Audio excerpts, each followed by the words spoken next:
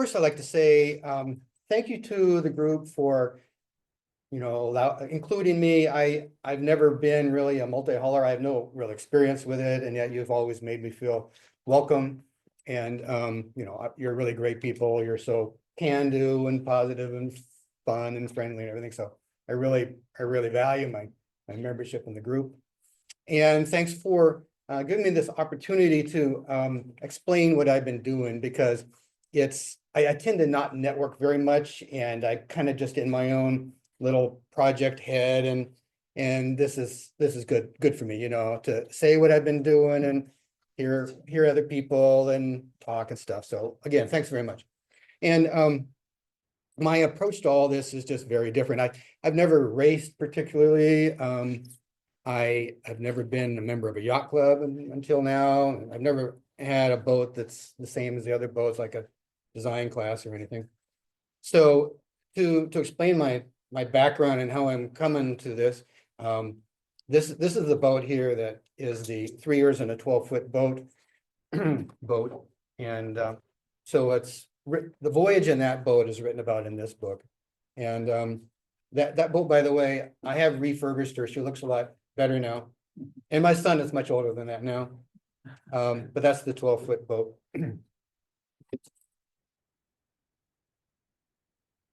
That's a great book. Yeah. Buy his book. It's Mm. really a good read. Oh, It's Both of them. a great boat. So, yeah, I have some extra copies of this here, if anybody wants it. So that's the first part of my experience is living aboard that boat for 3 years and going to South America and back. Then I'll take you to the next. Oh, I can see, I have to look there, okay. Yeah. Cool. So this is the next boat and voyage. This is a 21-foot Sea Pearl, as written about in this book. This is the 5-year voyage, and it's with my wife. And so in that boat, we went to Argentina and back. And so you see, since it's out of the water, that it's kind of flat bottom, very shallow draft, kind of slender and smallish. It's 21-footer, but it's kind of small for 21-footer with lee boards. It's got 2 freestanding masts. So it's a catch rig, whereas the other one was a yawl rig. And the experiences I've had in boats, they're small in a way, because I've only had, I guess, 3 boats total. So you've seen 2 of them. But they're intensive in terms of the use of those boats, 3 years every day in and out on one, and 5 years every day in and out on the other. So that's just kind of a different approach. I don't have a wide experience of boats, but I have an intensive experience of boats in the 2 boats that I've sailed on.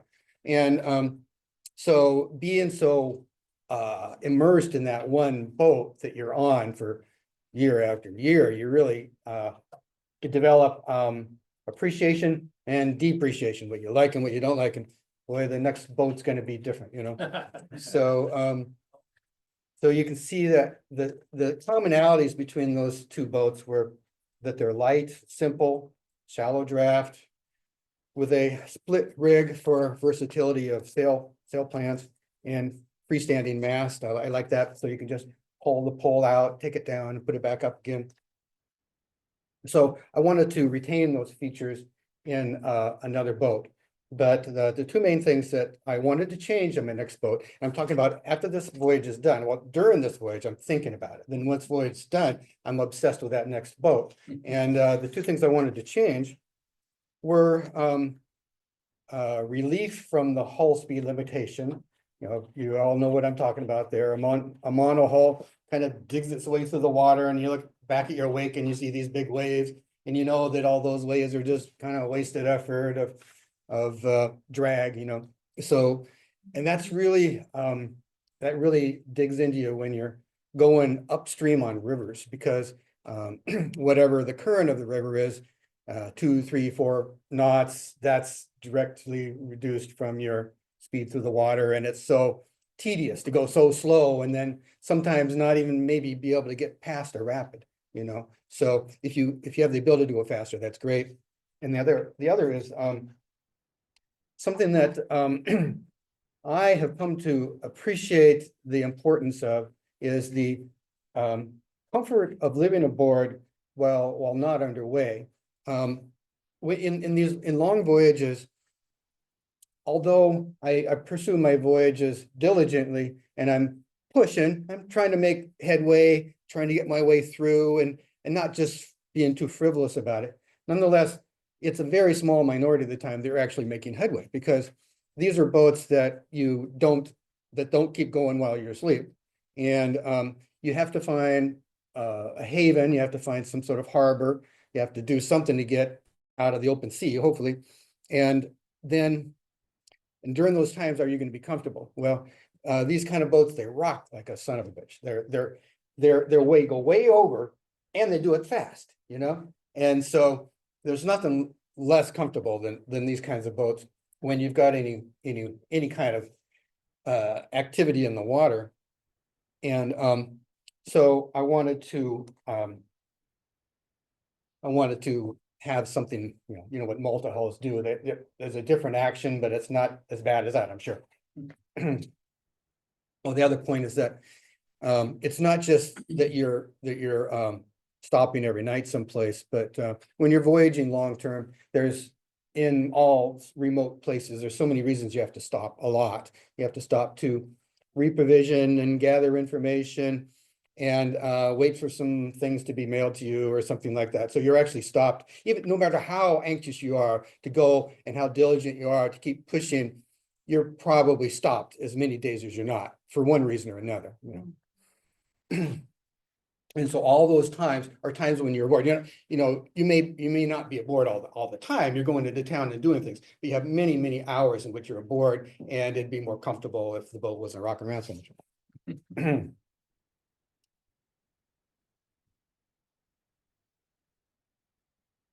So when I got back from the voyage, that last one there, I started here again. It's a kind of an obsession that was very strong to just think about the next boat. It wasn't an obsession to go on another voyage. It was an obsession purely of a design and boat building nature. And I was designing, I just sort of, as far as I could tell, there wouldn't be a boat exactly what I wanted. And so I was actually designing a trimaran, but then a friend of mine saw this as an ad in Craigslist. And this boat was called Palindrome. A palindrome is a word that can be spelled the same way going either direction. And so this boat was designed and built by a boat designer in Georgia. And 2015, he entered the first race to Alaska. He put that in a school bus. He had a school bus, and he drove to Port Townsend. And he got there like the morning the race started and didn't enter in the race. And pretty big disappointment for him. Then he ended up just leaving the boat still inside the school bus in Port Townsend, and he asked somebody to sell it for him. And so this is about 9 months later that my friends saw it as a Craigslist ad, and he knew what my thoughts were. And so he said I should look at that, and ended up buying this from him for $1,000. Now that's just a Tyvek sale, and it's not really a complete boat. There are various aspects of it that was just something thrown together, as like a raid boat or just a one purpose boat, one event boat. And Did he sell the bus? well, he sold the bus, and that's when he had to do something with the boat. And so he took the boat to my yard and took it out of the bus, and then the bus got sold, and then I ended up taking the boat. Great story so far. That's It's good. So anyway, this boat is a rather ridiculous boat if you look at it. It's cool, interesting, weird, but it's sort of silly. It's got this is the main hull, and this is a lee pod. You know what a lee pod would be? Yeah. This is the Pacific Proa, so the wind will always be coming from this direction. This is the AMA, I guess you can't really make it up. Well, this is the AMA here. And this is the main hull. So the wind's always gonna coming from this direction, so the lead pod, if you were to capsize, will catch you like that. And, but the superstructure of the main hull was it was like a two-man kayak. It had two oval holes just big enough to sit in. And there was no accommodation. You couldn't go down and you couldn't even really store anything inside the bulk of the hull. And of course, there's nothing inside there. And the skin on this is some fabric painted with, I think, epoxy resin. So it's a skin boat, you know, it's like truly like a bidarka or a you know, a kayak from the Eskimos or something. No? And so that was not very realistic to continue with the skin aspect. And I'm glad you didn't do any voyaging, ocean voyages. I guess, yeah. By the way, that skin type of thing, you can take a hammer or a sledgehammer and hit it as hard as you want, and it's not going to break that way. It's plenty strong that way. But if you just drag that boat on the pavement or something for a couple of feet, well, wherever it's dragging, you know, the keel, there's keel and then there's the skin. Well, it just wears right off, you know, it wears off the cloth. So it's not at all feasible for any kind of serious, you know, work. How much do you think it weighed? The guy said it weighed 450 pounds, and that's probably about right. What's the length? It's 30 feet long. That's 30 feet. Yeah, Boy, the perspective is really off Yeah. for me. yeah, How 30. tall is the tip of the? I never measured It that. must. I mean, it looks- There'll be other That's pictures. two people on it in that picture. Is there two people on it, you say? In that picture, yeah. Yeah, I'm there and a friend of mine. Yeah. You can't really tell. I what think you're if doing you there, look closely, you can see some. I kind of see somebody laying on the armor or something. Yeah, oh, this is there was a sort of trapeze here. That's the AKA, and there's a net there, trampoline kind of. And Perspective is way so off. anyway, Wow. what else about this boat? So the other thing I didn't want about this boat is that the mast is like everything else, symmetrical right in the middle. There's a mast right in the middle. I didn't want a mast in the middle. It has had two rudders there on the side you can't see of the main hull, one about here and one about here. I didn't like the idea of having two rudders. And so these are reasons not to keep that rig. She had no deck that you can stand on. You can't stand on this. You can't stand on this. You can't stand on that. You're just, the only place you can really be is in this hole or this hole or on the trampoline. So that didn't seem like it was very good. So we'll move on to the next. Was it faster? Was it fast? Faster than your monohull? Faster than squeak. Oh, I'm sure it'd be a lot faster than any boat I'd had. I never sailed it. Well, this picture is not me, actually. That is, because I never sailed it. So that's a guy who made it. I went out on it. And here's another picture of it. So It's skinny. it's very skinny. It's only 2 feet Good. and 30 feet long. So it's a 15:1, you know, Wow. length to beam ratio. Very kind of aggressive in the speed concept, I guess. Where is it now? It's in my house. I took it out a couple of times before doing anything to it, not to sail, because by the time I got it, the Tyvek sail had ripped in two. And I didn't want to make a new sail for a boat that I wasn't gonna keep that plan of. But I took it out, I put a 4-horse motor on it here, attached it to the or AKA rather. And it went 9.4 knots. And I figured that's pretty good. 9.4 knots with a 4-horse Yamaha, you know? Yeah. That's good, huh? Yeah. Make some time with that. Wonder what a 2-horse would do. Yeah, you do quite well, I'm sure. Probably 7 knots. or Yeah. something. So here's a couple of plans of what it's becoming, what it's starting to be. So it's Tacking Proa, and it's got a central cockpit here. And this is an ACA here, this is an ACA here, here's the outboard motor attached to the ACA. It's got, This is a new boat.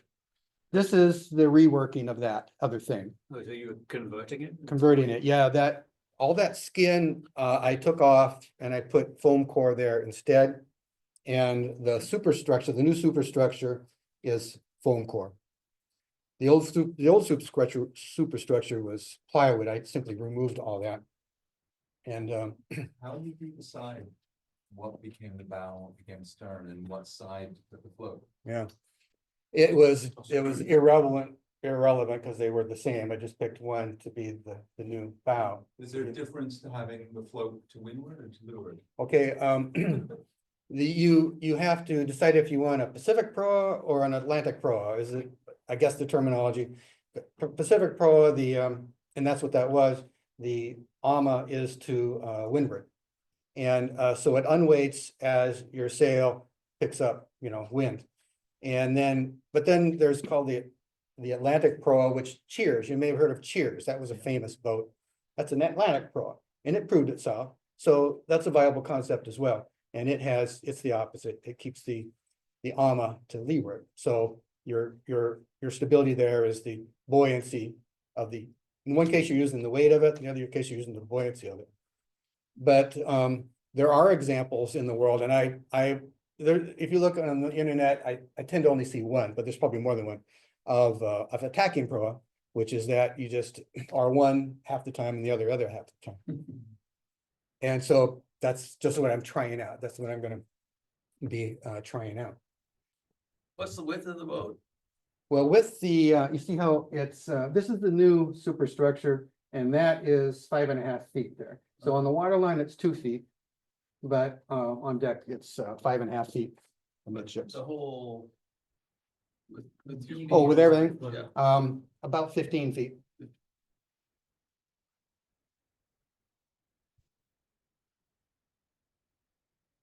So, it's getting a little bit to the construction. This is that sample there. And, so the skin got removed, but the stringers were still there. So what was retained of the original boat was just some very minimalistic little bulkheads and the stringers. And where the cloth was removed, I made long 30-foot long panels. Well, each panel I typically divided in two. So a 15-foot panel, it's a chine, in cross section, it's chines.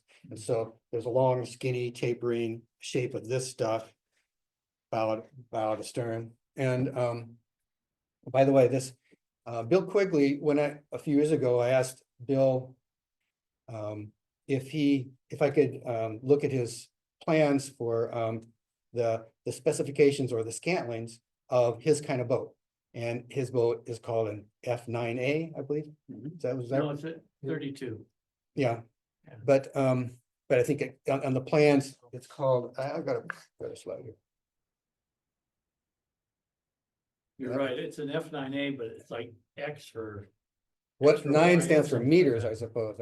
Anyway, I this is just a page from it to show that I'm just copying their scantlings. If I had built that boat, it would have been the same. This here, it's 1/2 inch foam with 18 ounce on one side and 12 ounce on the other. So did you laminate that before you fixed it to the frame? Well, on the parts of the boat that had already existed, and I'm attaching panels to those stringers, I made those panels.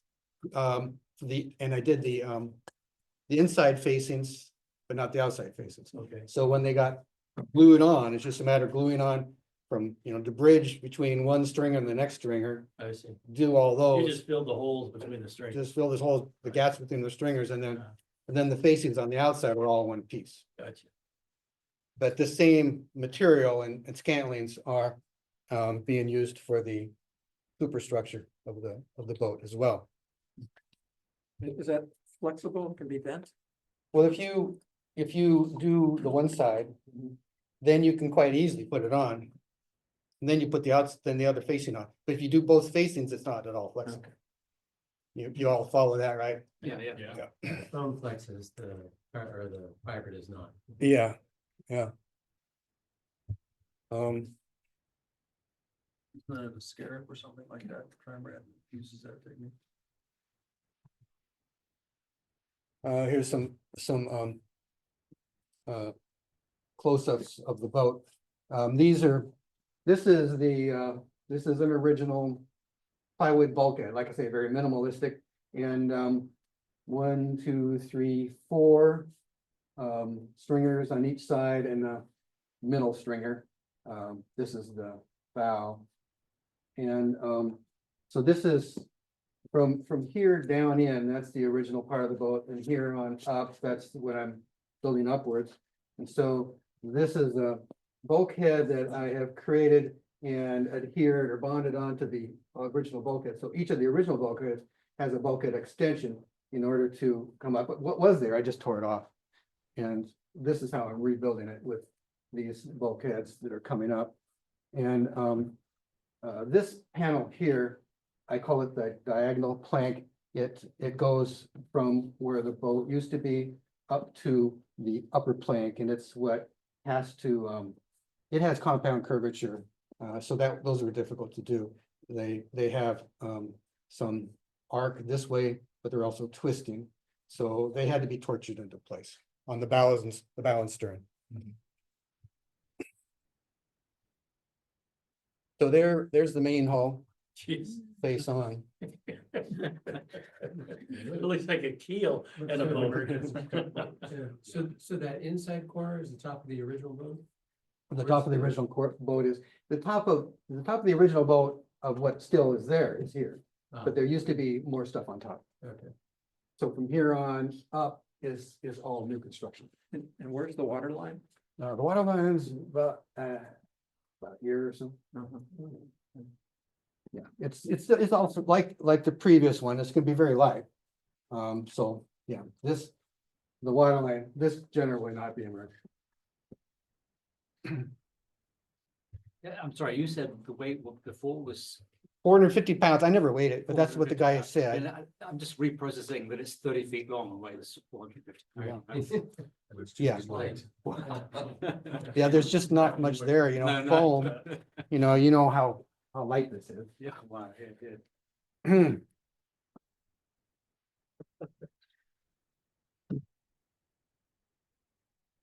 That couldn't be a monohull, could it? It would be pretty tipping there.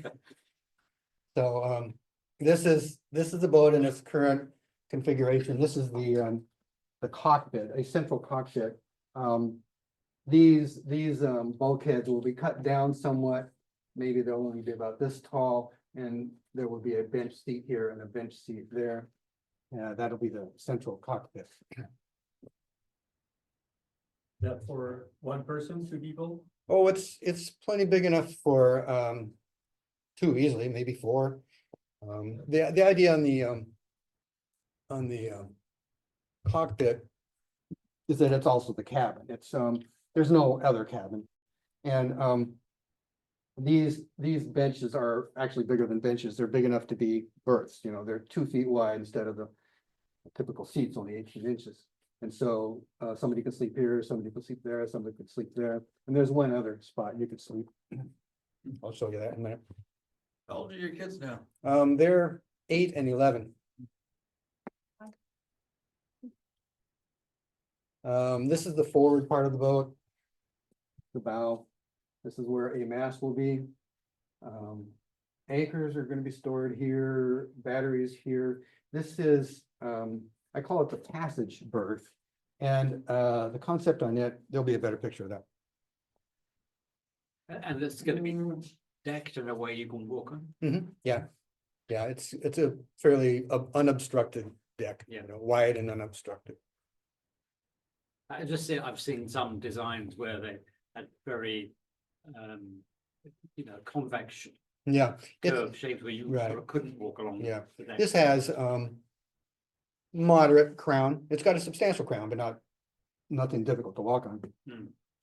This is the stern. And of course, it's symmetrical for an aft still in the immersed portion. By the way, I did have to create a skeg. So this does have a skeg and ability to attach a rudder to.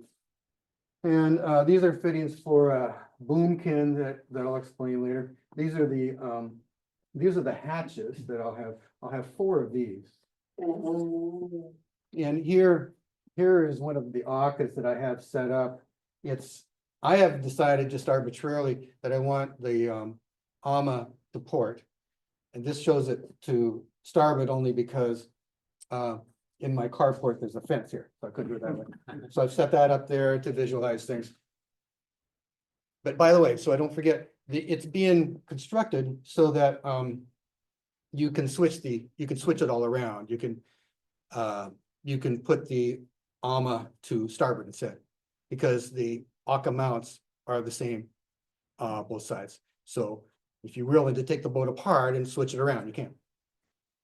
And you'll be able to walk all the way to the float, Well, walking to the float, you say? well, onto it. I mean, like you'll be able to, you put it to port. I mean, if you Mhm. came into harbor on Mhm. that side and to Mhm. dock on that Yeah, side, you better um, walk on and off it. Well, once I get a trampoline in place, Yeah. yes. I'll just walk on the trampoline, I Yeah, guess, to get to the yeah. float.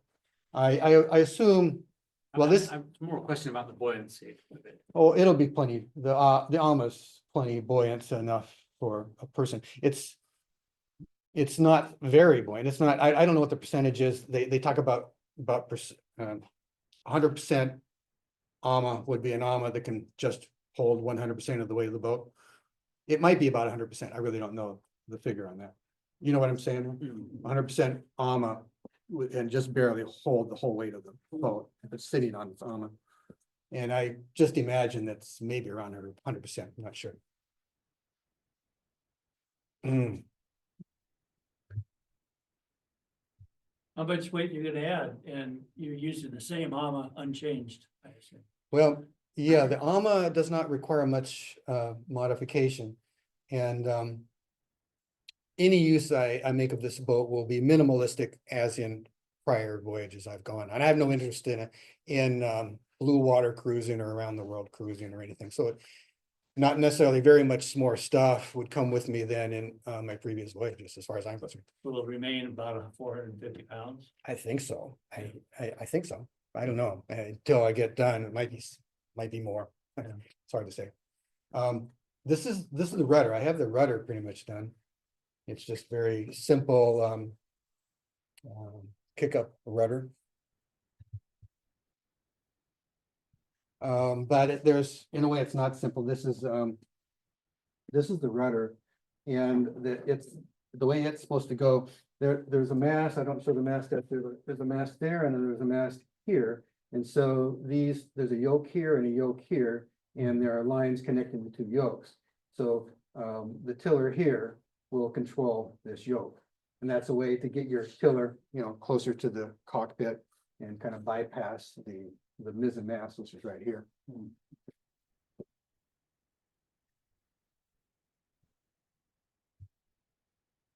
And this is a design for the tent that would go on and around and over the cockpit. The cockpit has coamings coming up.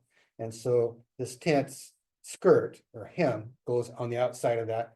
And so that's how there would be a nice cabin when you want to set it up. How did you, I'm looking at that tent and it's like, for backpackers, it's old school, like, did you think about doing some kind of geodesic, like, I have an old geodesic tent and I'll never use those poles because the tent is just falling apart. It's like, you can make some pretty cool stuff. Yeah, I'm Copy sure, one of yeah. those mountain, I mean, you could have my tent. As a pattern. Yeah. But anyway, Well, its That floor looks simple to plan, its build. floor plan has to be just that. It's whatever's the upper shape of it could be, I'm sure, much more imaginative than this. So it might end up being more imaginative. because you could make a floor rectangular just like that, making the pool tents, Yeah. Yeah, I hear All shapes of modern mountaineering tents. yeah, the pros and cons, who knows, but my thinking here is that these poles are fairly substantial. There's a socket that's built into the boat for each there's 1, 2, 3, 4, 5, 6 sockets that are built in the boat. You need, the pole that goes in there isn't like a camp backpacking tent Right, pole. right. It's more a 3/4 inch outside The, diameter, something, a pole you put in place. The windage on that is gonna be phenomenal. Right, something that's some strength, you know, you don't want it to be banging around like, you know, in the wind.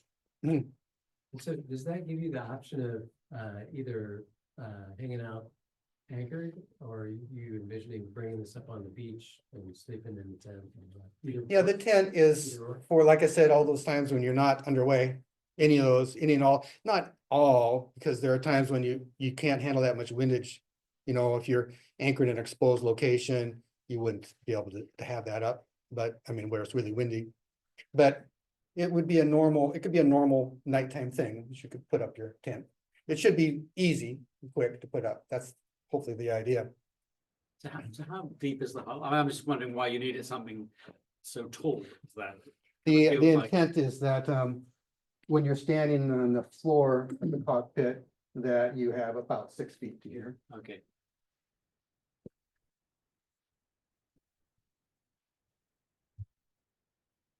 Now here's the ACA running across. What are they made of? The ACAs? Yeah. The ACAs? Yeah. The ACAs were made by the guy. I didn't make those.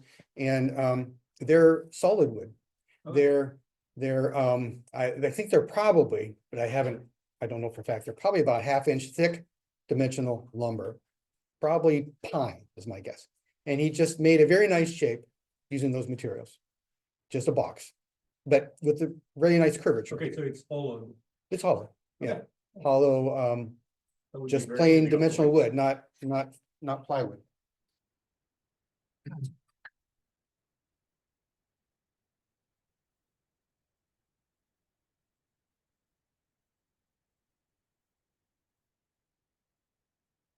The hatches I mentioned.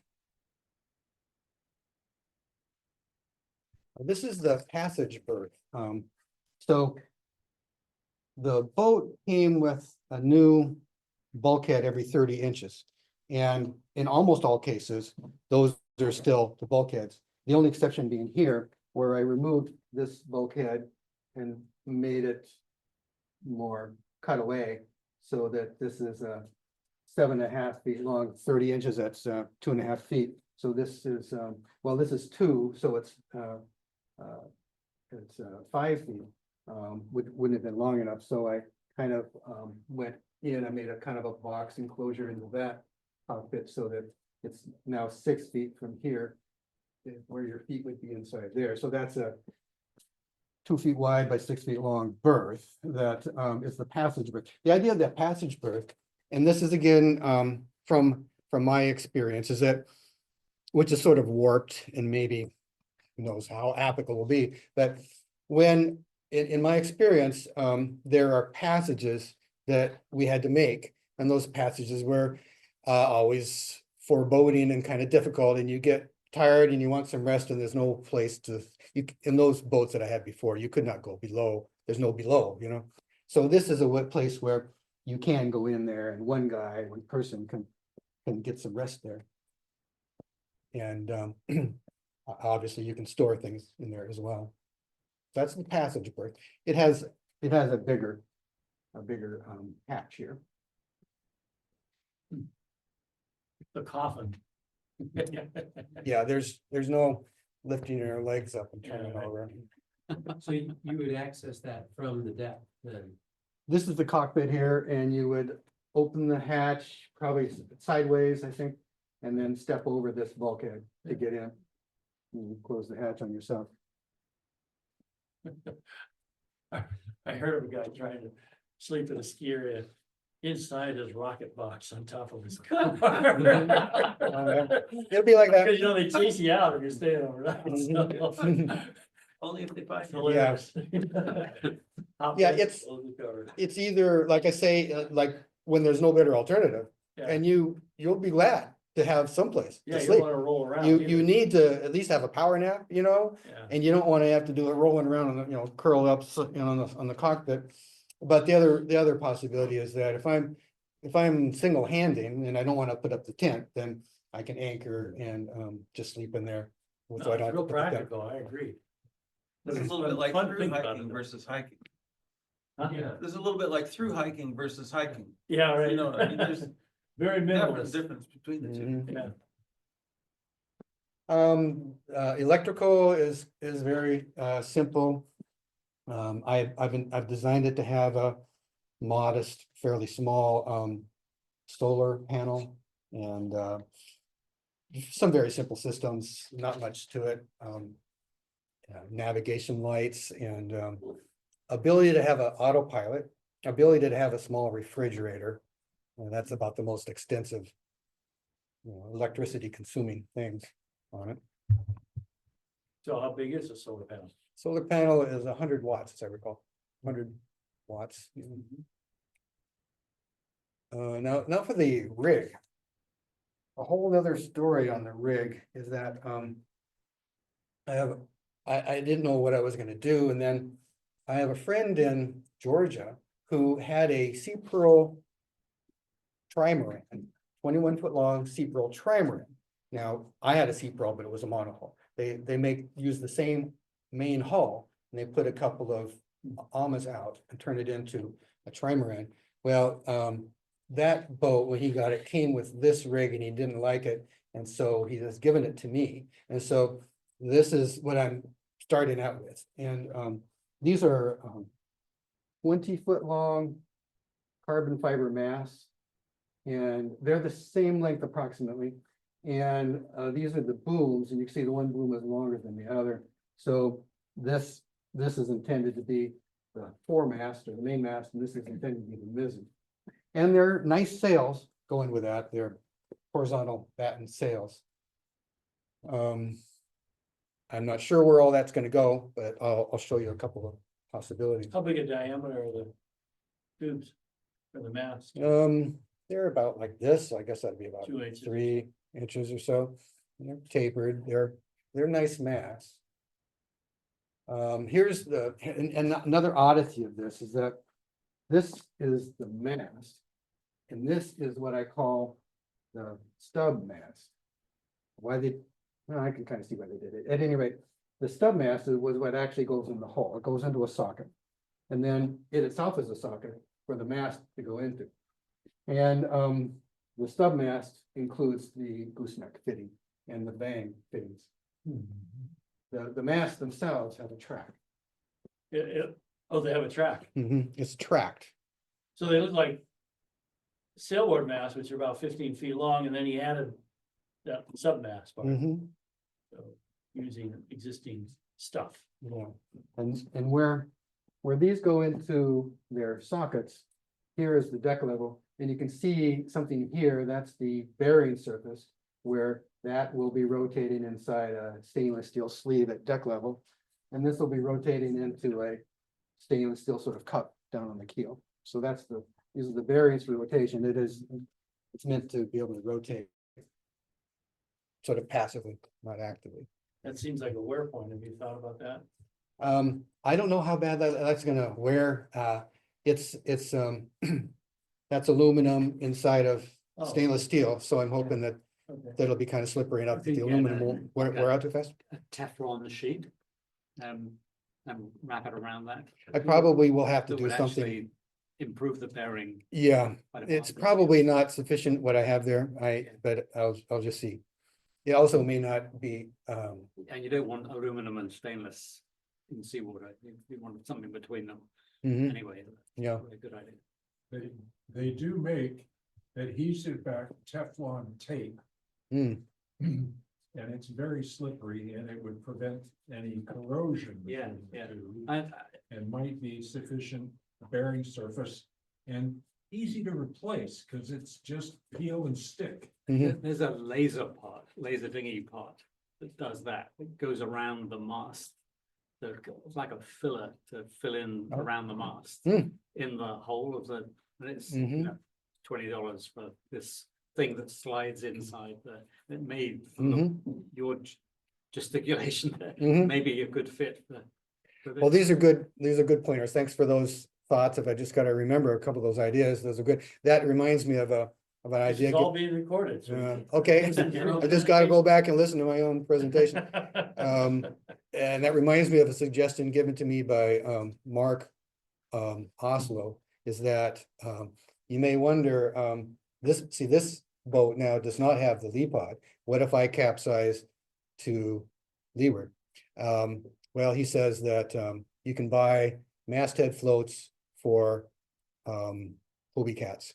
And so masthead bubbly things, so that's probably what I'll use, in case, and to prevent turning turtle Yeah. in a leeward direction. Why did you decide to get rid of the pod? Well, maybe it just, I would have had to design a boat that had it, and I couldn't really see how to do that. Yeah. Sure. So these are the actual sails. I mean, they're actual dimensions of the sails that I have, and they're under canvas. They're for a much smaller boat.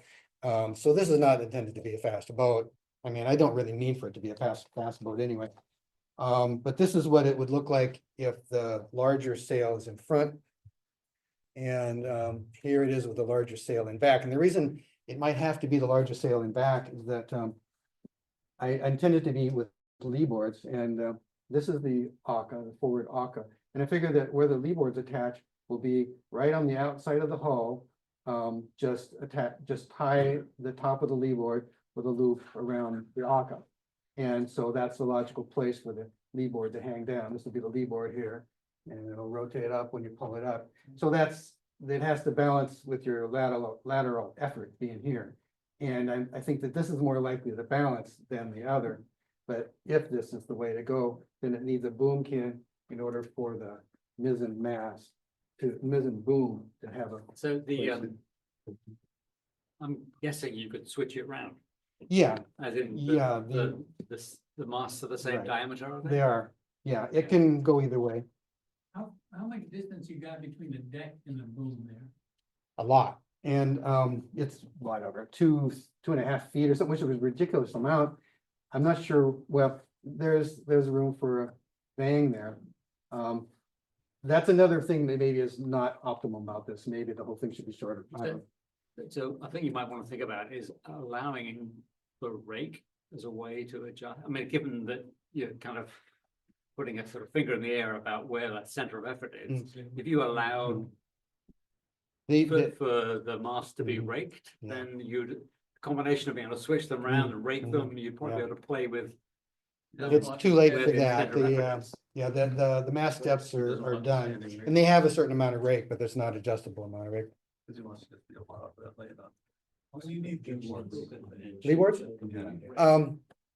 Well, I know the conventional thing on multi-hulls is dagger boards, Yeah. but I, Having had a look at the boat on stand in your yard, it's Mhm. quite a deep, skinny Yeah. hull. mhm, I would have thought it would track upwind Pretty okay well.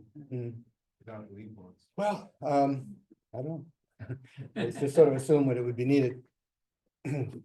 Well, you'll find out, man. Mhm. Pull the deck, pull the lead board up and see if it. Yeah, Points. yeah, if I didn't need the lead boards, I wouldn't want them, but I tend to suspect they will be necessary. They won't, not necessarily very big lead boards. In one of the Proa threads I was reading recently, they were talking about using, I don't know what the name was, but basically a longitudinal surface projecting in the Proa, not intended to be tacking, but it was only on one side.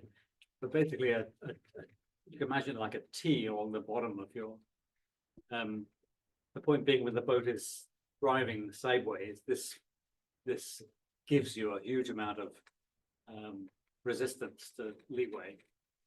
And you're talking about there being one on both sides still, Well, or? I'm saying for your design, you may need one on both sides because you're going to tack it, but on the Proa that was being discussed, it was only on one side. Yeah. It was, but that was cited as and it was again a long. It was on I don't know 5 or 10 feet long. This How to describe it, this member that sticks out only a few inches from the leeward side. Mhm. Call it an end plate. Yeah, an end We plate. won't be Far off. Yeah. Yeah. That's right. Those probably have I know they have their advantages. Well, it's always there. You don't have to lift anything up and down. And Well, the whole lead board has to come up and down. It's And supposed to be able to the be- whole you lead wouldn't board. need a lead board. Oh, you're talking about something that's, I mean, the Oh. premise of this is you simply don't need a lead board. Oh. If you had this idea of an end plate, so you're basically digging into the, that's rigidly affixed to the main hull. yeah. Basically, it's a plate along the bottom of Like the, a keel, a Bill's keel. Sort of like a really long J-shaped or L-shaped skeg, yes. and maybe 3 or 4 inches. deep. Yeah, I can't remember in which of the recent Proa threads I was reading them like a week or so ago, but this What was. threads do you consume a week? Sorry? How many Proa threads do you consume a week? Well, actually, you can consume one for many weeks. So I assume also that you spread the mass apart for the living. Yeah, ability, yeah, 'cause so you don't that, get so that that the central cockpit is not, Yeah, obstructed. You know, it wouldn't kill you to have a boom overhead here, but I just happen to have this rig that I don't even have to worry about the booms being overhead because they're so small. oh, good. Yeah, you don't have to mess around with it. Yeah. Remember on the sites you're looking at, those are shunting proas, and so they only have to worry about their lateral plane Yeah. on going in one side, direction, yeah. and this is a tacking proa, so it'd be both sides. Well, it would be a T keel, it would be T. like straight out of the America's Cup. Okay, yeah, that's what I'm shooting wing for, is the keel. America's Cup. That's what I'm going for here. Well, you could say you were inspired by that. That would. I'm so far away from that, there's Well, like I a bet you're light not, you know, years. 15 to 1, even with those small rigs, it's gonna go like a rocket. Actually, I think you'd be surprised. That's the boomkin.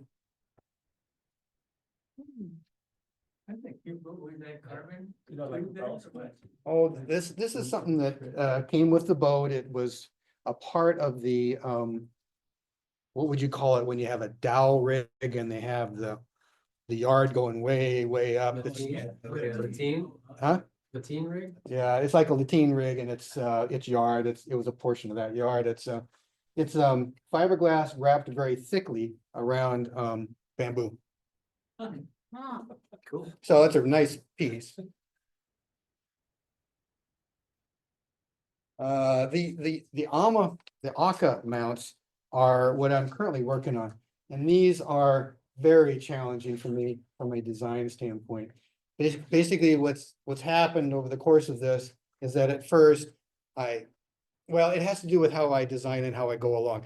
I don't have the skill to plan everything out in advance. I simply don't have that skill. I have to do stuff that I know how to do and then get to the point where I'm got the next thing I'm looking at.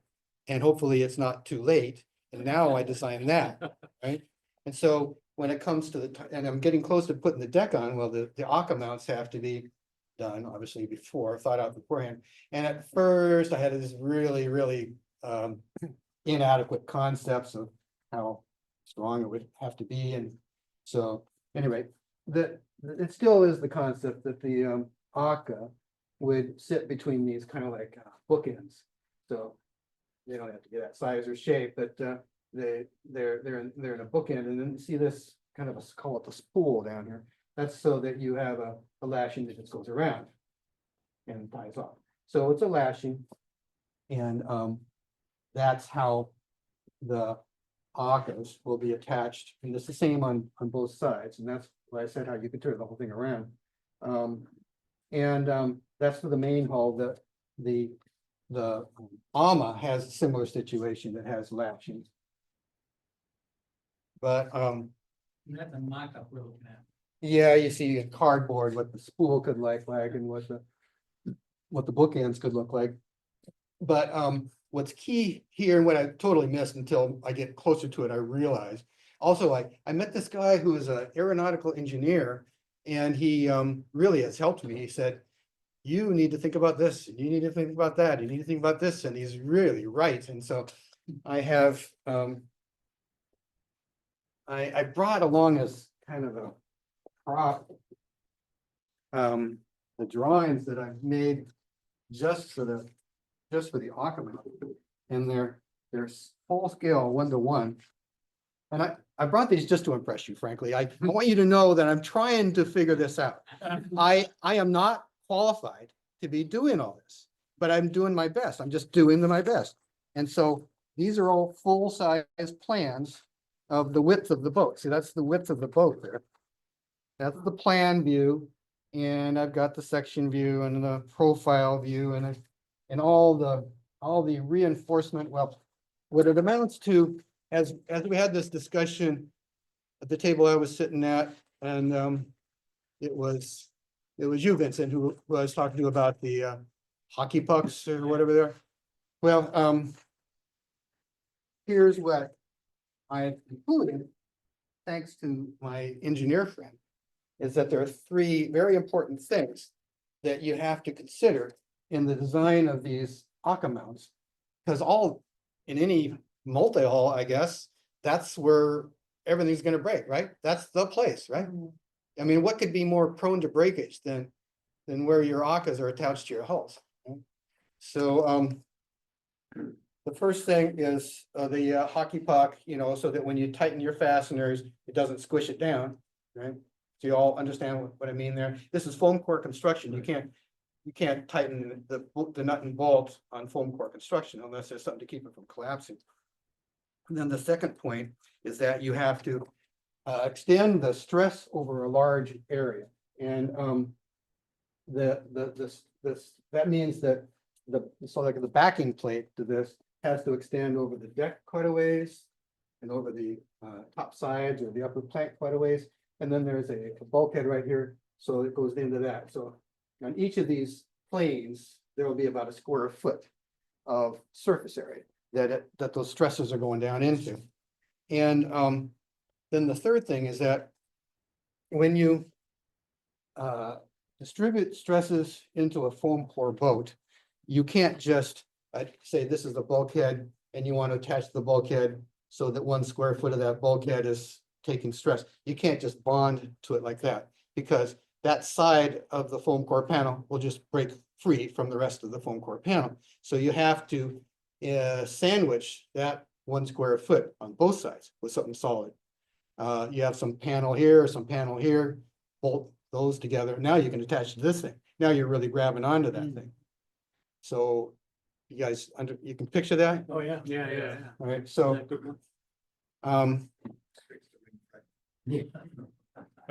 Have you looked at what James Warham did? well, Warham, his boats are It's plywood. plywood, so you don't have that kind of a specific full constraint. Mhm. At least the way it's tied together, it's slashed in a U-bolt kind of shape, and then with that, and then Yeah. dog bone. Well, I've seen some of those boats a long time ago, and I probably was some doing what he did. I mean, it looks pretty close. Yeah. From here. So anyway, one of my recent discoveries is this stuff. This is Kusa board, and there's a picture of it here too. Kusa board is it's for the hockey pucks and for places where, well, it's a little bit stronger and better for concentrated loads than the foam core fiberglass. So this is a good discovery for me. It's kind of a plywood substitute. It's like about the strength of plywood, but lighter and won't rot. What is it made of? I've heard about it, but I've not seen it. It's got fiberglass in it, and beyond that, I'm not really sure. Some kind of foam, I think, or It's from the Kusa tree. Yeah. Don't you know? Maybe actually. Yeah, it's sort of. I guess that's all my pictures.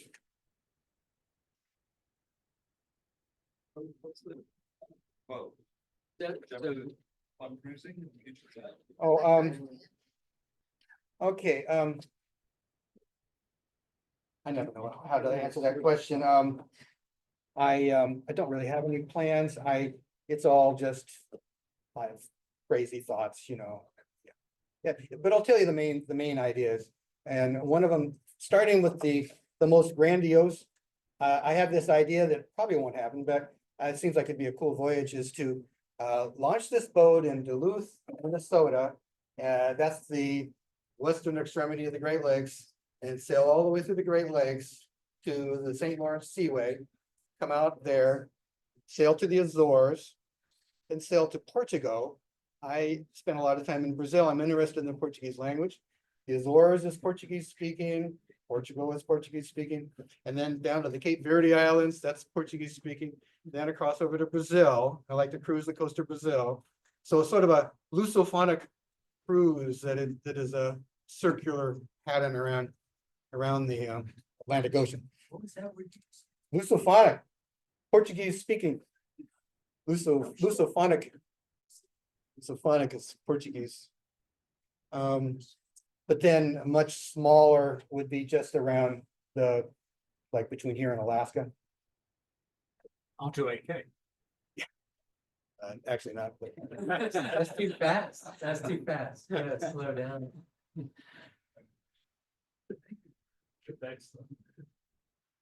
Big great boat. You could do it now. so So, that's, sorry, making the boat a tacking product, does that create some new problems too? I mean, like, you know, how does that change the stress management on the hookers? Mhm. What's the crossbeam? yeah, maybe it means that my cross beams won't be strong enough. I'm not sure. I didn't really think about the point that you brought up, was it you? Yeah. That frankly hadn't really occurred to me before, is that when your AMA is to leeward, it's just in the air, it's never gonna have very much stress on the AUKUS. Yeah, I mean, if you look at the original sort of Polynesian designs and et cetera, it's flimsy and does Mhm. just great because the whole idea is that you don't have to worry about loads Mhm. in comparison to what we Yeah. experience with, you know, with our trimaran, Yeah. et cetera. So by having that Pacific Floor design, you probably wouldn't have to think about that connection per se. Yeah. Doing it the opposite way you do, but of course you didn't want to put the leeward portion on it, I suppose, that would be necessary for flying here.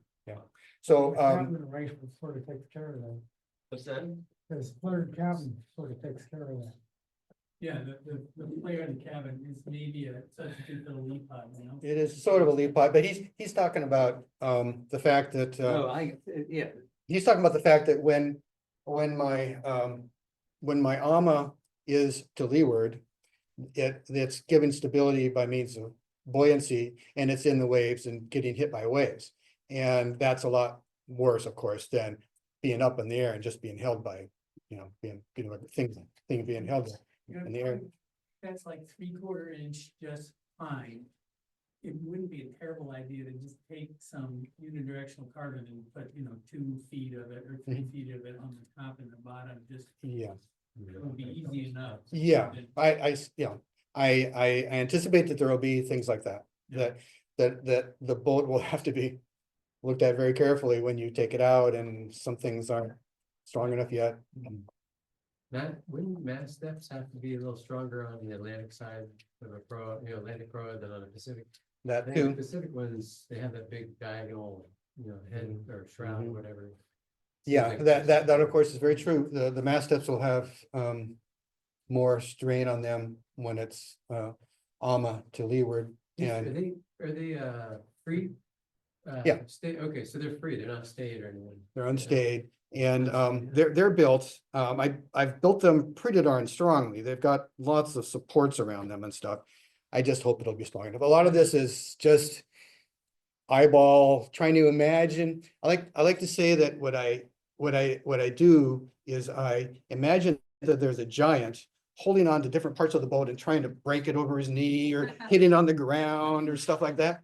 And then I just ask myself, where is it gonna break? It's just imagination, and whether it's my seat in my pants as to whether something, like that friend of mine who's the aeronautical engineer. He asked me, well, what's the load on that AMA? I don't know. What it is. Are you kidding? How would you even begin to, it all depends on how big a wave you're falling off of, so I don't know how to do any of that kind of engineering at all, You're gonna test it. I mean, Yeah. right? It'll- Start small. It'll break. That's a great. It'll break, Maybe. I'm sure. Do you have any idea what your total weight's going to be or is so far? Oh, I imagine that maybe around, I can't imagine it's only gonna be 450 pounds. It's gotta be like maybe 600 pounds at least, but I don't know. And then, of the bear boat. With what? Start a pool, we should have betting fridge. Yeah, yeah, please do, yeah. And then, Yes, it's Steve's boat. As light as that foam core material you showed was, it's probably 5 times the weight of the same piece of the fabric that the original boat was made of. So it's all gonna, 30-foot length of that, it's gonna add up. yeah, I think it'd be yeah, considerable. all I know is I can still lift up one end of the boat by myself. Yeah. But, I'll be weighing it at some point.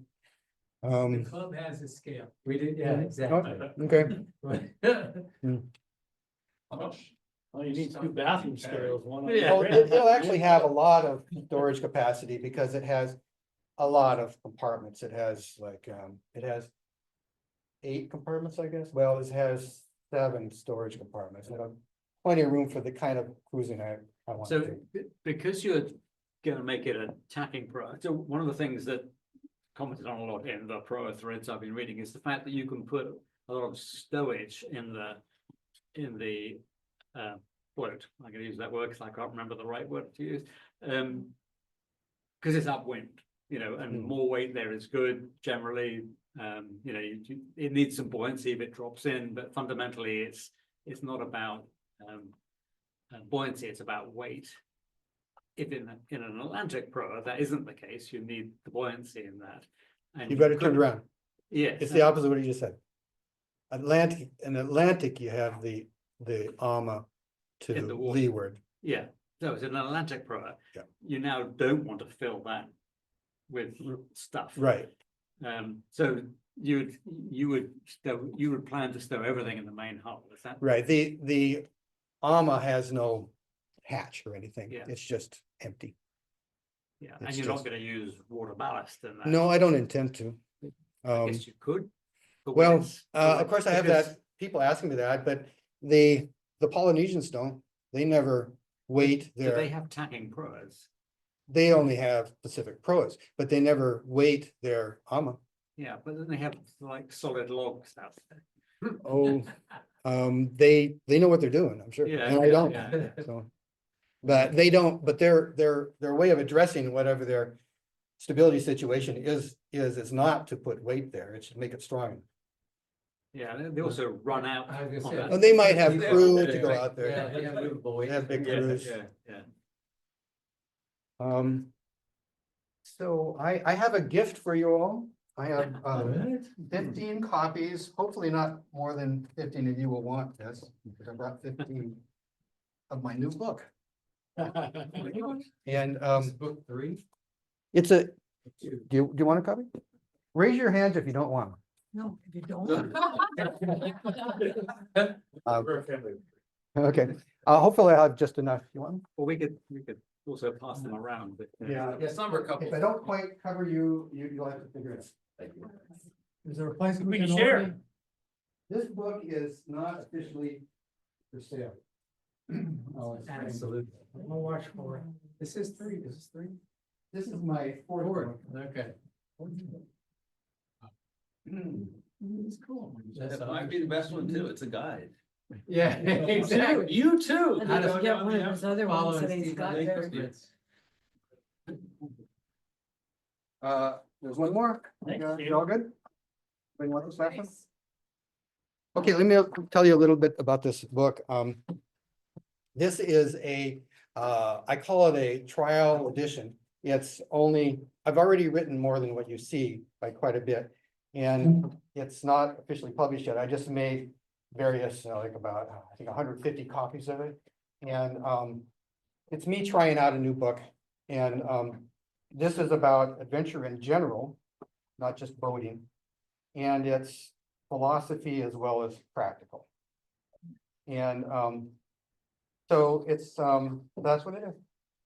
And at some point, maybe only about 6 months from now, I'll make it an official book that will be available like on Amazon.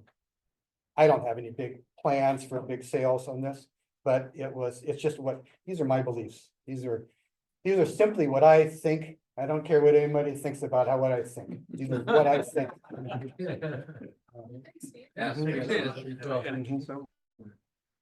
Mhm. Yeah.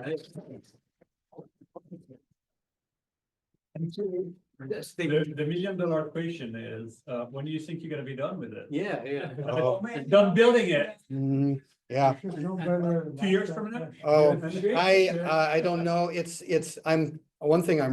There's some things I'm not good at. I'm not good at anticipating how long a boat project takes. I never have the faintest idea, really. And so I don't know. It's So it's a little bit like. it's always a bigger project than I think. I bit off way more than I could chew on this, but I'm still chewing. I guess the point I'd make is that I am totally unqualified to do this, but to my knowledge, I haven't made any mistakes yet. I may have, but I don't know that yet. And I just keep going and we'll see how it turns out. If it all just breaks. Somebody had a question? Yeah, yeah. Well, where are you doing it? In my carport at my house in Bremerton. You know, somebody asked you about time, you should just say 10 more time units. Mhm. Yeah. 3. Mhm. Yeah, you had a question? Well, I just had a question, in terms of, you know, one of your first adventures with your wife for, 5 years in the boat type scenario. Is she up for it again? Ginny is not very. She loved it and she was totally, in fact, this was more her idea than mine. She was totally into it and she never had one little complaint. She never had one passing moment of discomfort. But now that it's all done, Yeah. I think she's kind of done with that. Mhm. I'd be kind of surprised if she wanted to do another boating voyage. And neither of my boys show much interest in it. So this is part of the reason why I don't know what I'm gonna do, because I don't know who is involved. Maybe just me or who knows, And but if nothing else, well, it was an obsession to build this boat. That's kind of why it's happening. And it's actually been kind of practical in a way, which is that it keeps me home when I'm raising a family. Otherwise, I might not be home. You'd be out Well, golfing. I hope your boys You can know, have you're their. golfing. That's it. Somewhere. You'd be out golfing or skiing, you know. You, Steve doesn't golf. You go. I Don't golf. I don't- I'm just making a joke, It's man. like another guy has a picture eating a rat in the back of the. Yeah, look at the back cover. I forgot to tell you about the back cover. That is me eating a rat. I pretended to eat a rat, but I have just killed that rat with my bare hands. And so there you go.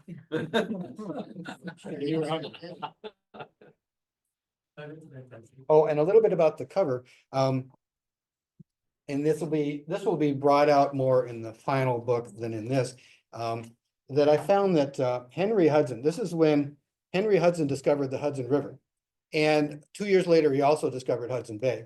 Well, so he plays a role in this book, which is that he's demonstrating or displaying certain characteristics or actions, certain outlooks, certain viewpoints of the world that that pertain to an adventurer. And he died pretty soon after this. He died in Hudson's Bay. So although I take it lightly, he died, and that's So just the what cook, happens. right? Huh? Captain Cook died too. Yeah, they mostly did die. You need to work on those bookends for the armor to boat connection. Make sure you don't die. Yeah. I have does anybody want a copy of the 5-year voyage, a free one? Because this is one that I can just give away. It was nice proof. Get rid of it. All right, that completes unless you have any questions. Steve, Thanks, Steve. it's great. Thank you, Well, Stephen. that's so Great. fantastic. Thank you. Now, I-